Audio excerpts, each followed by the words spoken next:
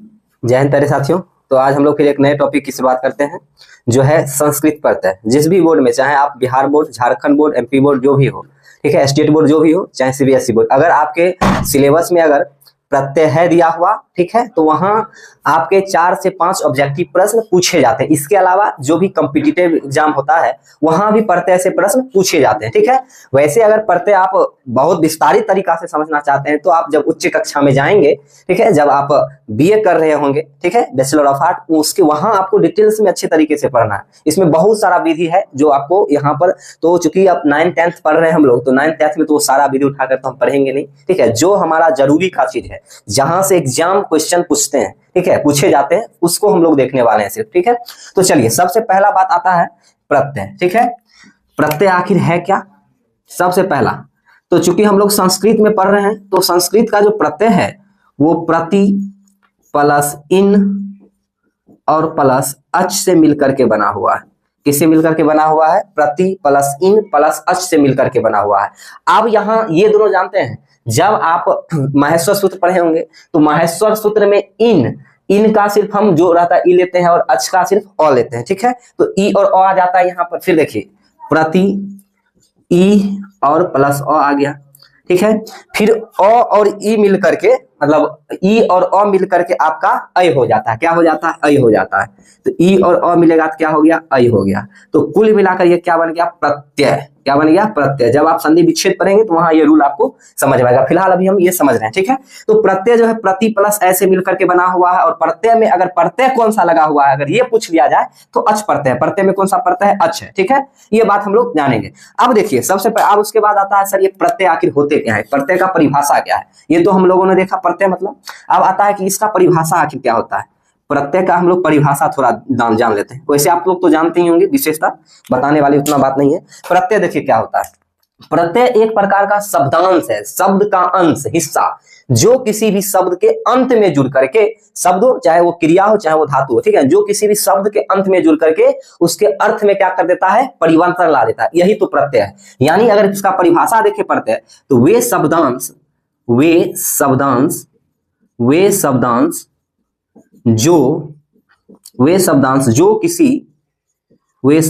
जो किसी शब्द के अंत में जुड़कर, वे शब्दांश जो किसी शब्द के अंत में जुड़कर उसके अर्थों या अंत में जुड़कर नवीन शब्दों की रचना करता है। नवीन शब्दों की रचना करता है। क्या कहलाता है? प्रत्यय कहलाता है। नवीन शब्दों की रचना करता है, प्रत्यय कहलाता है। क्या कहलाता है? प्रत्यय कहलाता है। अब बात समझेंगे, ठीक है। जब आप शब्द रचना पढ़ेंगे तो शब्द रचना कई तरह के होते हैं, जिसमें उपसर्ग भी आते हैं। तो उपसर्ग होता है कि जो किसी शब्द से पहले लग जाए। जैसे यहाँ प्रत्यय में प्रति उपसर्ग है, ये जो है, ठीक है, ये प्रति उपसर्ग है। प्रत्यय में क्या है? प्रति उपसर्ग है, ठीक है। और इन यहाँ पर मूल धातु हो गया। जब आप उसमें डिटेल्स में जाएंगे तब, अभी उतना माथा मत मतलब घुमाइए कि सर ये इन फिर धातु क्या है, अच फिर क्या है, तो वो सब आप जब माहेश्वर सूत्र पढ़ेंगे, शुरू से पढ़ेंगे तब, ठीक है ना। क्योंकि आप चाहेंगे कि एक ही मतलब ये चैप्टर पढ़े और सारा चीज इसमें समाहित हो जाए, ऐसी बात नहीं है। इस चैप्टर को पढ़ने के लिए आपके पास उपसर्ग का पहले ज्ञान होना चाहिए, ठीक है। तो उपसर्ग चलिए चलेगा अभी, उपसर्ग जो धातु से, उसके बाद धातु रूप आपको याद होना चाहिए, ठीक ढंग से धातु रूप की समझ होनी चाहिए, तब थोड़ा मतलब आएगा। वैसे दिक्कत नहीं होने देंगे हम, ठीक है। फिर आगे देखिए, बात करते हैं। तो प्रत्यय क्या है? एक प्रकार का शब्दांश है जो किसी शब्द के अंत में जुड़ता है। किसमें जुड़ता है? अंत में जुड़ करके वो नवीन शब्द में उसको बदल देता है, नवीन शब्द की रचना करता है, ठीक है।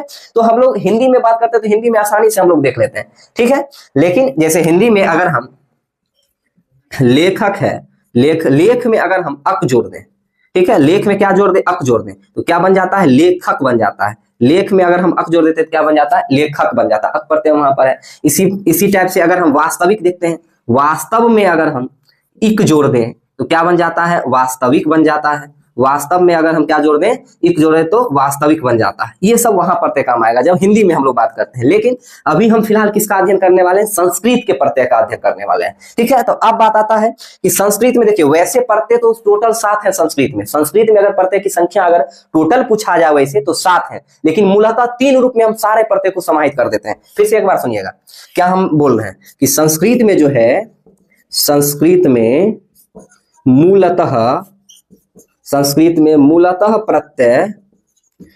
प्रत्यय सात हैं, परंतु सामान्यतः, जनरली उसको हम लोग परंतु सामान्यतः उसे 3 भाग में रखते हैं। कितने भाग में हम लोग रखते हैं? 3 भाग में रखते हैं। अब ये 3 भाग है कौन कौन, यहाँ पर अनुस्वार दे दीजिएगा। जैसे कि पहला भाग हम लोग देखते हैं कृदंत प्रत्यय। पहला कौन सा भाग है? पहला भाग है हमारा कृदंत प्रत्यय, कृदंत प्रत्यय, ठीक है, जिसको हम लोग कृत प्रत्यय या अतिंग प्रत्यय भी कहते हैं, तो वो हम लोग बाद में देखेंगे। दूसरा नंबर है आपका कृदंत प्रत्यय के बाद है तद्धित प्रत्यय। कौन सा प्रत्यय है? तद्धित प्रत्यय, तद्धित प्रत्यय। और जो तीसरा नंबर का जो प्रत्यय है वो है स्त्री प्रत्यय। कौन सा प्रत्यय है? स्त्री प्रत्यय। मूलतः यही 3 प्रत्यय हम लोग संस्कृत में पढ़ते हैं। अब ये सब प्रत्यय का अलग अलग भाग होगा। कृदंत प्रत्यय का अलग होगा, बहुत सारा प्रकार इसका है। तद्धित प्रत्यय का बहुत सारा प्रकार है और स्त्री प्रत्यय का बहुत सारा प्रकार है, ठीक है। आपसे ये नहीं पूछेगा कि ये कौन स्त्री प्रत्यय, ऐसे नहीं। स्त्री प्रत्यय में कौन है? टाप है, डिस है, डिन है, ये पूछेगा, ठीक है ना। तद्धित प्रत्यय में फिर अंदर जाके पूछेगा, कृदंत प्रत्यय में फिर अंदर जाके पूछेगा। ये तो बस भाग हो गया, इसका अंदर में भाग है, वो क्वेश्चन आते हैं वहां से, ठीक है ना। तो प्रत्यय हम लोगों ने देखा 3 प्रकार के होते हैं, कृदंत, तद्धित और स्त्री, ठीक है। अब बात आता है कि सर ये कृदंत प्रत्यय क्या होते हैं, ठीक है। अब हम बात करते हैं थोड़ा यहाँ पे कृदंत प्रत्यय। आप लोग लिखेंगे पहले कौन सा पॉइंट? पहले ये पॉइंट लिखेंगे, प्रत्यय का विच्छेद, उसके बाद इसका परिभाषा लिखेंगे, उसके बाद प्रकार लिखेंगे, ठीक है। अब हम लोग बात करते हैं इधर, अगर इधर दिख रहा होगा तो सबसे पहला हम लोग पढ़ते हैं कृदंत प्रत्यय, कृदंत प्रत्यय, कृदंत प्रत्यय, कृदंत प्रत्यय। कृदंत प्रत्यय जो होते हैं वो क्रिया या धातु के अंत में जुड़ते हैं। नाम है कृ जो अंत, यानी जो धातु या क्रिया के अंत में जुड़े। अब धातु या क्रिया क्या होते हैं तो आपको भली भांति पता होना चाहिए कि जिससे कोई काम होने का बोध होता है वही तो धातु। जैसे सोना है, उठना है, जागना है, हंसना है, खेलना है, लिखना है, पढ़ना है, रोना है, धोना है, ठीक है। ये सारा का सारा क्या है? आपका क्रिया है। क्या है? क्रिया है या धातु है, ठीक है ना। वैसे जो होते हैं क्रिया, वो धातु के मूल रूप को ही हम लोग क्रिया कहते हैं। जब आप ये क्रिया तो चूंकि आप पढ़े होंगे, ऐसा नहीं है कि फिर तब तो दिक्कत वाली बात है। जब आप जैसे संस्कृत में बात करते हैं, भू है, हस है, ठीक है, दृश्य है, पा है, ये सब धातु है संस्कृत में। तो कृदंत प्रत्यय जो होते हैं ये किसमें लगते हैं? क्रिया के अंत में। क्रिया के अंत में, क्रिया या धातु के, क्रिया या धातु के अंत में, क्रिया या धातु के अंत में जुड़ने वाले प्रत्यय, जुड़ने वाले प्रत्यय क्या कहलाते हैं? जुड़ने वाले प्रत्यय कृदंत प्रत्यय कहलाते हैं। कौन सा प्रत्यय होगा? कृदंत प्रत्यय कहलाते हैं, कृदंत प्रत्यय कहलाते हैं। पहले सबका परिभाषा लिख लेते हैं, उसके बाद सबके बारे में जो इसके प्रकार होंगे उसके बारे में हम लोग पढ़ेंगे। तो कृदंत प्रत्यय क्या है? क्रिया या धातु के अंत में जुड़ने वाले प्रत्यय कृदंत प्रत्यय कहलाते हैं। अब जैसे अगर हम बात करते हैं कि क्रिया, आप जैसे दृश्य क्या है? क्रिया है, देखना एक प्रकार क्रिया है। इसके अलावा अगर हम पा देखते हैं, ठीक है, पीना, पच देखते हैं, पकाना, ये सब धातु है, ठीक है, धातु। तो पच के अंत में अगर जो शब्द जुड़ जाए, ठीक है, उसके बाद कहते हैं दृश्य के अंत में जुड़ जाए, तो ये सब जो क्रिया के अंत में जुड़ेगा। देखिए क्रिया समझिए, क्रिया समझ लीजिएगा आप, भली भांति समझेंगे, जिससे किसी काम के होने का बोध होता है, वही तो क्रिया होते हैं। तो क्रिया के अंत में जुड़ने वाले को ही कृदंत प्रत्यय कहते हैं, ठीक है। ये बातें क्लियर हो जानी चाहिए, जब पढ़ेंगे तो और वहां अच्छा समझ में आएगा। दूसरा नंबर जो बात है आपका वो है तद्धित प्रत्यय। जो 2 नंबर का प्रत्यय वो कौन सा प्रत्यय है? तद्धित प्रत्यय, तद्धित प्रत्यय। तद्धित प्रत्यय जो है आपका, ये है शब्दों के अंत में जुड़ने वाले। तद्धित किसके अंत में जुड़ते हैं? शब्दों के अंत में, शब्दों के अंत में जुड़ने वाले प्रत्यय, जुड़ने वाले, शब्दों के अंत में जुड़ने वाले प्रत्यय क्या कहलाते हैं? अब शब्द कैसे? तो जो संज्ञा, सर्वनाम, विशेषण, ये सब के अंत में लगता हो उसी को हम लोग तद्धित प्रत्यय कहते हैं। शब्द कहने का अर्थ है कि जो संज्ञा के अंत में जुड़ जाए, यानी कोई नाम के अंत में, ठीक है, सर्वनाम के अंत में जुड़ जाए, जैसे युष्मद्, उष्मद्, ये सब वाला शब्द में, उसके बाद विशेषण के अंत में जुड़ जाए। तो जो संज्ञा, सर्वनाम और विशेषण के अंत में जुड़ेगा उसी को हम लोग बोलेंगे तद्धित प्रत्यय। यानी जो शब्द, यही शब्द मतलब जिससे क्रिया, इससे नहीं होगा, शब्द से हम लोग क्रिया नहीं बनाते हैं, क्रिया अलग हो गया जिससे काम होने का बोध होता है। शब्द एक प्रकार का हम नाम समझेंगे जो नाम के अंत में जुड़ जाए। जैसे क्रिया नाम तो है, लेकिन जो संज्ञा, सर्वनाम और विशेषण के अंत में जुड़ जाए उसी को हम लोग तद्धित प्रत्यय के नाम से जानते हैं। बात क्लियर? यहां तक क्लियर। अब आता है आपका जो लास्ट है वो है स्त्री प्रत्यय। स्त्री प्रत्यय जो है ये पुल्लिंग से स्त्रीलिंग में बदलने के लिए करते हैं, यानी पुल्लिंग से स्त्रीलिंग में, पुल्लिंग से स्त्रीलिंग में पुल्लिंग से स्त्रीलिंग में बदलने के लिए जिस प्रत्यय का प्रयोग करते हैं, जिस प्रत्यय का प्रयोग करते हैं क्या कहलाते हैं? स्त्री प्रत्यय कहलाते हैं। स्त्री प्रत्यय कहलाते हैं। ये बातें क्लियर हो जानी चाहिए। 3 प्रत्यय हम लोग बांटे हैं और तीनों का जो फिर इसका कई प्रकार हैं, इसमें पढ़ेंगे। फिर तद्धित का कई प्रकार है, फिर स्त्री प्रत्यय का कई प्रकार है, ठीक है ना। ये सब के बारे में हम लोग फिर से डिटेल्स में अंदर जाएंगे, ठीक है। ये आपका बस एक व्यू था कि हमको पढ़ना क्या है, ठीक है। अब इसका कई प्रकार है, फिर इसका समझ गए। एक बार रिवीजन हम लोग कर लेते हैं। प्रत्यय जो है प्रति प्लस इन प्लस अच से मिलकर के बना हुआ है, जिसमें ई और अन जो माहेश्वर सूत्र होता है, जब वहां जाएंगे तो लोप हो गया उसका। 9 और चौका हलंत लेते ही नहीं माहेश्वर सूत्र में जब बनाते हैं। उसके बाद ई और अ मिल करके अ बना लिया, फिर प्रति जो अ हो गया, तो ये टोटल मिल गया प्रत्यय। अब प्रत्यय का जब शाब्दिक अर्थ देखते हैं तो ये किसी शब्द के अंत में जुड़ता है। किसमें जुड़ता है? शब्द के अंत में जुड़ करके नवीन शब्दों की रचना करता है, तो प्रत्यय कहलाते हैं। संस्कृत में मूलतः प्रत्यय 7 है, परंतु सामान्य तौर पर उसको 3 भाग में हम लोग बांट करके रखते हैं, कृदंत, तद्धित और स्त्री प्रत्यय। इसमें से कृदंत प्रत्यय क्रिया या धातु के अंत में जुड़ते हैं, कृदंत प्रत्यय कहलाते हैं। धातु रूप आपको याद होगा, ठीक है ना। उसके बाद तद्धित प्रत्यय शब्दों के अंत में यानी संज्ञा, सर्वनाम और विशेषण के अंत में जुड़ने वाले तद्धित प्रत्यय हैं। और स्त्री प्रत्यय का प्रयोग हम पुल्लिंग से स्त्रीलिंग बनाने के लिए, जैसे लेखक है तो उसको लेखिका बना देंगे टाप जोड़ करके, ठीक है ना। वाचक है तो वाचिका बना देंगे, ठीक है। तो वो स्त्री प्रत्यय का वहां पर प्रयोग करते हैं। यहां तक क्लियर हो जाना चाहिए। हम हट जाने स्क्रीनशॉट एक बार आप लोग ले लेंगे, ठीक है। स्क्रीनशॉट ले लेंगे। उधर थोड़ा दिख नहीं रहा होगा तो उधर हम बोले हैं तो एक बार सुन करके लिख लेंगे, उसे वैसे कर दिया उधर एक बार। यानी कृदंत प्रत्यय क्रिया या धातु के अंत में जुड़ने वाले प्रत्यय कृदंत प्रत्यय कहलाते हैं, ठीक है। तद्धित प्रत्यय है शब्दों के अंत में जुड़ने वाले प्रत्यय तद्धित प्रत्यय कहलाते हैं।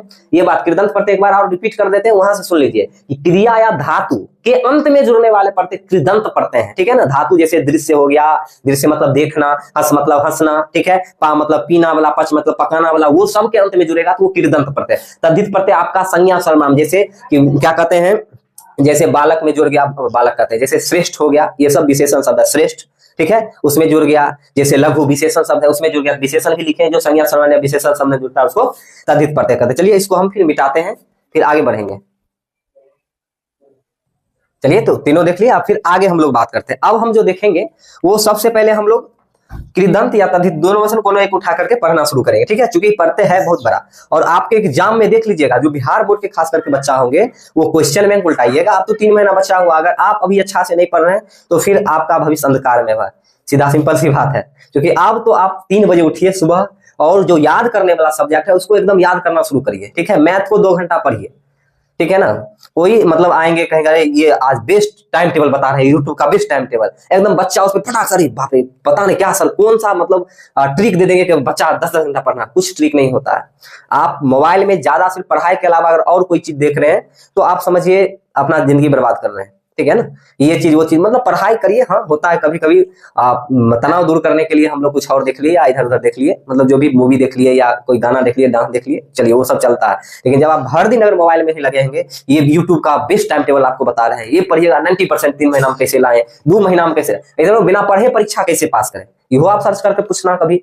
तो देखिए ऐसा कुछ ट्रिक नहीं होता, आपकी मेहनत पे है कि आप सुबह उठिए 3-4 घंटा, सुबह 2 घंटा पढ़िए, ठीक है। उसके बाद जो आपका क्लास है, कोचिंग है, वहां जाइए, वहां से आइए, फिर खाना खाइए, नहाइए, सोइए, फिर पढ़ना स्टार्ट करिए। पढ़िए या स्कूल जाइए, जो भी है पढ़िए या सो जाइए, ठीक है। जैसे आप गए कोचिंग से आए, फिर खाना खाएं, खाना खाकर स्कूल आपकी है तो स्कूल जाइए, ठीक है। स्कूल नहीं जा रहे हैं तो सोइए, फिर उठिए और फिर एकदम पढ़ना शुरू करिए। उसके बाद जब आपका मन उब जाए तो ये यूट्यूब पर जो क्लासें आती है 7 बजे 8 बजे रात को, वहां जब आप सोने लगते हैं तो उस समय आप एक बार देख लेंगे, रिवीजन के लिए आपका हो जाएगा, ठीक है ना।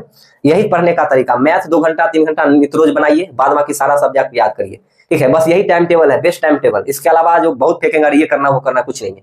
3 महीना बचा, 3 घंटा मैथ आप बनाइए, डेली की एक चैप्टर टारगेट लेकर रखिए, एक चैप्टर खत्म कर देना पूरा सब्जेक्ट सवाल, ठीक है। उसके बाद 2-3 सब्जेक्ट आप नित्य रोज सिर्फ पढ़ डालिए, याद नहीं करना, आपको पढ़ना है, सिर्फ उल्टा के पढ़ डालिए, आपको याद हो जाएगा ऑटोमेटिक। नहीं याद हो रहा है तो आप राइटिंग लिखिए, उसको लिखिए खूब, वो याद हो जाएगा ऑटोमेटिक, ठीक है। चलिए बिना टाइम गवाए फिर आगे हम लोग बात करते हैं। तो हम लोग जो शुरू करेंगे वो, चलिए क्या पढ़े, पहले तद्धित पढ़ ले या कृदंत पढ़ ले। चलिए पहले तद्धित ही पढ़ लेते हैं, ठीक है। इस पे 3 क्लास लगने वाला है भाई साहब, एक क्लास में पढ़ते नहीं खत्म। हम जो चिटपुटिया कहिएगा पढ़ाएंगे वैसे पढ़ाएंगे नहीं, और 10-15 मिनट से ज्यादा वीडियो रहेगी नहीं।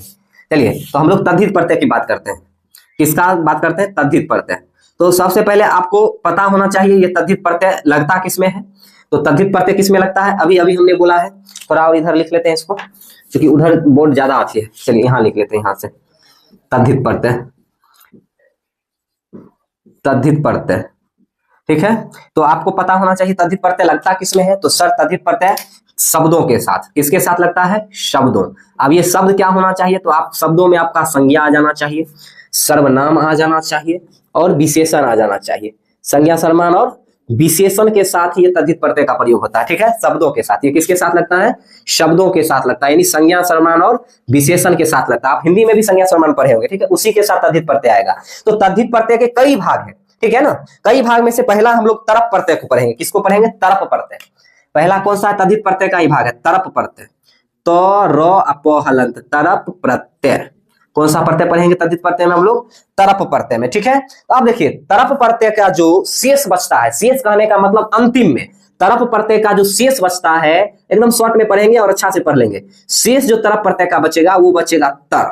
क्या बचेगा शेष में, तर बचेगा। अब ये तर देखिए, अब तद्धित प्रत्यय जो है वो तद्धित करते हैं। तरप प्रत्यय जो है ये तीनों लिंग में पाए जाते हैं। किसमें पाए जाते हैं, तीनों लिंग में पाए जाते हैं। आप ये जो शेष देखें तर, ये आपका पुल्लिंग हो गया। क्या हो गया, पुल्लिंग हो गया, ठीक है, ऐसे ही लिखेंगे। उसके बाद आता है स्त्रीलिंग। स्त्रीलिंग में आपका बच जाता है तरा। क्या बच जाता है, तरा। और जो नपुंसक लिंग, क्योंकि संस्कृत में कितने लिंग होते हैं, 3 गो, और नपुंसक लिंग में क्या हो जाता है, तरम। क्या हो जाता है, तरम।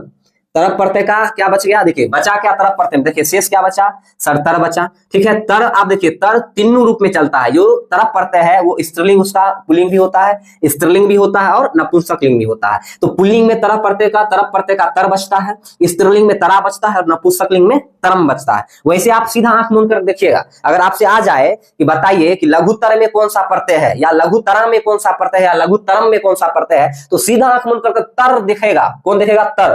तर दिखेगा, फटाक से याद आना चाहिए वो तरप प्रत्यय है। तर दिखेगा तो क्या याद आना चाहिए, तरप प्रत्यय है। पहला नंबर बात कि तरप प्रत्यय जो है उसका पुल्लिंग होता है तरह, स्त्रीलिंग होता है तरा और नपुंसक लिंग होता है तरम। ये बचता है लास्ट में, यही बचेगा। कोई भी शब्द उठाएंगे और उस शब्द में हम देखेंगे, आपको यहाँ बताएंगे अभी, उसमें देखिएगा कि लास्ट में यही तीनों आएगा, ठीक है। दूसरा नंबर बात कि तरप प्रत्यय का प्रयोग कहाँ किया जाता है, तो तरप प्रत्यय का प्रयोग जो होता है वो विशेषण बनाने में होता है। किसमें, विशेषण। कोई चीज की विशेषता अगर हमको बतलाना रहेगा तो हम लोग तरप प्रत्यय का प्रयोग करेंगे। किसका प्रयोग करेंगे, तरप प्रत्यय। तो पॉइंट लिखेंगे यहाँ पर, उसके बाद हम इसको फिर से व्याख्या करेंगे।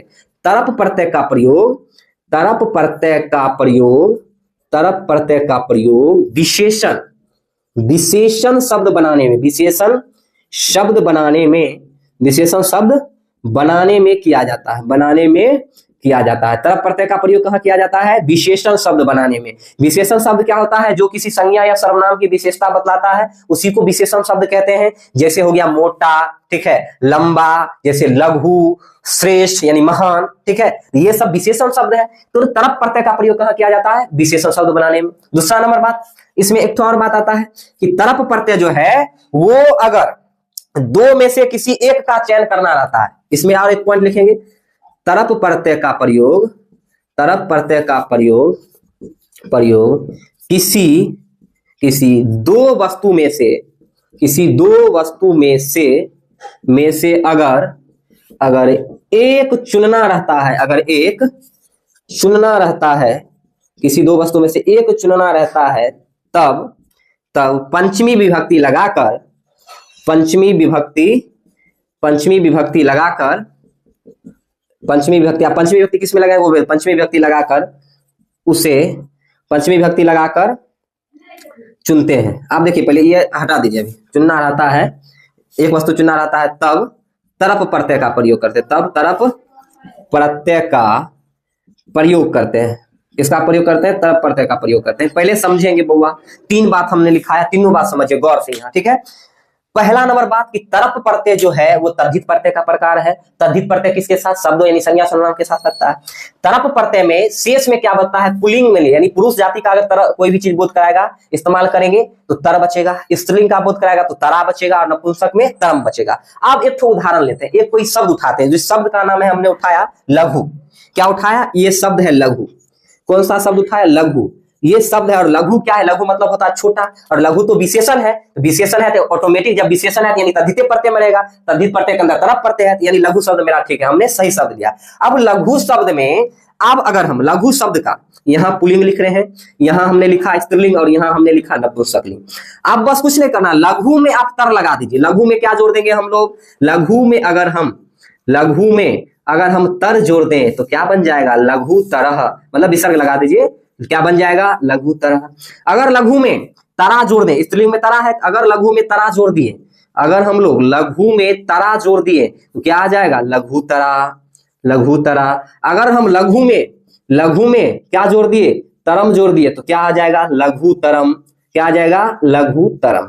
तो यानी जहां पर आपको तर सीधा मिल जाए, इसमें भी तर देखें, यहां भी आ रहा है लेकिन हम तर सिर्फ देखेंगे, यहां भी तर, यहां भी तर, यहां भी तर। तो जहां आपको तर मिल जाए हम समझ जाएंगे कौन सा प्रत्यय है भैया, तरफ प्रत्यय है। कौन सा प्रत्यय है, तरफ प्रत्यय है। इसके अलावा और भी उदाहरण देखेंगे, जैसे हमने लिया श्रेष्ठ, सिर्फ और सिर्फ क्रिया वाला उदाहरण नहीं लेना है अभी, इस बात माइंड से निकाल देना कि क्रिया नहीं होना, श्रेष्ठ यहाँ पर क्रिया नहीं है। श्रेष्ठ क्या है, मतलब लघु यहाँ पर क्रिया नहीं है, लघु है विशेषण है। तो हमको विशेषण या संज्ञा या सर्वनाम शब्द ही रहेंगे, चुन करके लाएंगे, उसी का बनेगा। इन्हें कि कहेंगे कि बउआ यहाँ गम का बना दो तो गम तरा गम तरम बना देना, वो गलती हो जाएगा। ठीक है, क्रिया आपका कृदंत प्रत्यय में ही लगता है। इसी में जैसे आप लोग आप खुद से आप बना सकते हैं। जैसे हमने लिखा श्रेष्ठ, किसका, श्रेष्ठ। आप कहेंगे कि आप लोग का श्रेष्ठ में ये तीनों प्रत्यय बना करके दिखाइए। श्रेष्ठ प्लस तरप बनता है, श्रेष्ठ, यहां देखिए, यहां पहले समझिए, श्रेष्ठ प्लस तरप, तो तरप में क्या बचता है, तरप प्रत्यय में क्या बचता है, तो सर जी तर बचता है, तर बचेगा पुल्लिंग में, तरा बचेगा स्त्रीलिंग में, और तरप बचेगा किसमें, तरम बचेगा किसमें, तरम बचेगा नपुंसकलिंग में। तो श्रेष्ठ प्लस तर बना देंगे पुल्लिंग के लिए श्रेष्ठ तरा, विसर्ग लगा दीजिए। श्रेष्ठ प्लस तरा बना देंगे स्त्रीलिंग में श्रेष्ठ तरा, फिर श्रेष्ठ प्लस तरम बना देंगे श्रेष्ठ तरम। यानी इसी टाइप से आप श्रेष्ठ का पूरा लिख लीजिएगा। ठीक है, इसी टाइप से जैसे हम टाइप से लिखते हैं, जैसे यहाँ पर लिख दिया हम श्रेष्ठ तरह, इसी में लिखे श्रेष्ठ तरा, श्रेष्ठ तरा, इसी में हमने लिखा श्रेष्ठ तरम। ठीक है, इसी टाइप से और भी आप शब्द का चयन करिए। जैसे गुरु का आप लोग लिख करके बना सकते हैं, खुद से बनाने की चेष्टा करिएगा, हम ये नहीं बना रहे।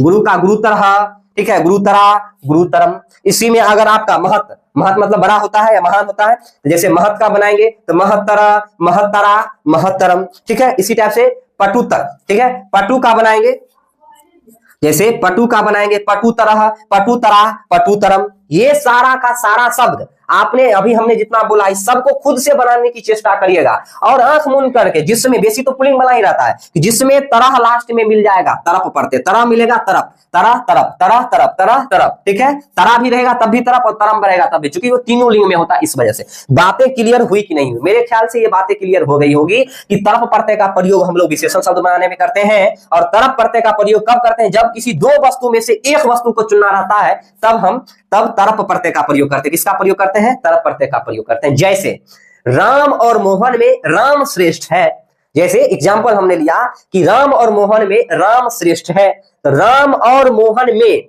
राम श्रेष्ठ है, तो जो श्रेष्ठ वाला है राम श्रेष्ठ है, तो राम श्रेष्ठ तरह लगा देंगे, और मोहन में पंचमी विभक्ति लगा करके उसका हम लोग ट्रांसलेशन बना लेंगे। फिर से एक बार गौर करेंगे कि मोहन, जब दो वस्तु में से किसी एक का चुनाव करना रहेगा तो हम लोग तरफ प्रत्यय का प्रयोग करते हैं, कि जैसे कि गीता और सीता में सीता बुद्धिमान है, सीता क्या है, बुद्धिमान है, तो तब तो अति स्त्रीलिंग प्रत्यय में चल जाएगा, उसको अभी हम ले लेते हैं। जैसे सीता और गीता में सीता लघु है, ठीक है, सीता क्या है, लघु है, तो सीता और गीता में सीता लघु है, तो जो दूगो में से एक जिसमें चुन रहे हैं, जो पहले आ रहा लास्ट में आ रहा सीता लघु है, तो सीता के साथ लघु तरा लगा देंगे, लघु तरा लगा देंगे, सीता के साथ लघु तरा लगा देंगे, और गीता के साथ पंचमी विभक्ति लगाकर उसका ट्रांसलेशन बना लेंगे। ये बातें क्लियर हो जानी चाहिए आपको, ठीक है। लेकिन वो बात आपसे पूछा, आपसे बस ये पूछता है कि भैया बताइए श्रेष्ठ तरा में कौन सा प्रत्यय है, क्या कहते हैं, लघु तरा में कौन सा प्रत्यय है, गुरु तरा में कौन सा प्रत्यय है, पटु तरा में कौन सा प्रत्यय है, ठीक है, आपसे बस यही बात पूछे जाएगा, ठीक है। जैसे निपुण, ठीक है, निपुण का भी बना सकते हैं, कई प्रकार के उदाहरण है, ठीक है। ये बातें क्लियर हो गई। चलिए फिर से आगे की ओर हम लोग चलेंगे। चलिए, तो अब हम लोग दूसरा तद्धित प्रत्यय में ही दूसरा बात करते हैं, जिसका नाम है तमक, जिसका क्या नाम है, तमक प्रत्यय, ठीक है। तद्धित प्रत्यय का ही दूसरा है आपका तमप प्रत्यय, दूसरा क्या है, तमप प्रत्यय। तद्धित प्रत्यय में ही दूसरा क्या है, तमप प्रत्यय का शेष क्या रहता है, शेष आपका बचेगा, तीन लिंग इसमें भी रहता है, ठीक है। शेष इसमें क्या बचता है, ठीक है, पुल्लिंग, स्त्रीलिंग और नपुंसकलिंग इसमें भी रहता है। तो पुल्लिंग, ठीक है, ये पु लिखे हैं, ठीक है, पुल्लिंग समझ जाइएगा, ये है स्त्रीलिंग लिखे हैं और ये लिखे हमने हमने लिखा नपुंसकलिंग, ठीक है। इसका जो तमप प्रत्यय का शेष बचता है तम, शेष क्या बचता है, तम बचता है। तमप प्रत्यय का शेष पुल्लिंग में बचेगा तम, स्त्रीलिंग में बचेगा तमा, और नपुंसकलिंग में बचेगा तमम। नपुंसकलिंग में क्या बचेगा, तमम बचेगा, ठीक है। आप देखिए इसका भी प्रयोग विशेषण की तरह होता है, तमप प्रत्यय का भी प्रयोग किसके तरह होता है, देखेंगे इसका प्रयोग विशेषण की तरह होता है, विशेषण की तरह होता है, ठीक है, होता है, और तीनों लिंग में होता है, ठीक है। उसके बाद आप देखिए इसका प्रयोग तब करेंगे जब, इसका प्रयोग तब करेंगे